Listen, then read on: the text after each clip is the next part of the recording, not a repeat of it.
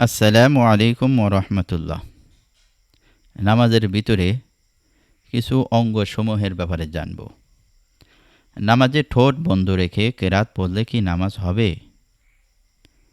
না, ঠোঁট বন্ধ রেখে মনে মনে কেরাত কোরআনের আয়াত পড়লে নামাজ সহি হবে না।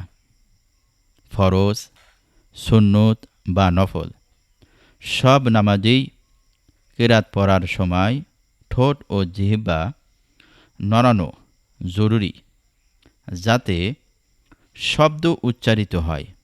তবে এত জোরে পড়া লাগবে না যে পাশের মানুষ বা পাশে দাঁড়ানো লোক শুনতে পায়।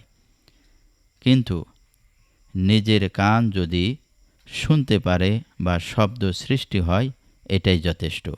আল্লাহ তাআলা রব্বুল আলামিন এই উপদেশমূলকের কথার উপরে আমল করার তৌফিক দান করুক। আল্লাহুম্মা আমিন।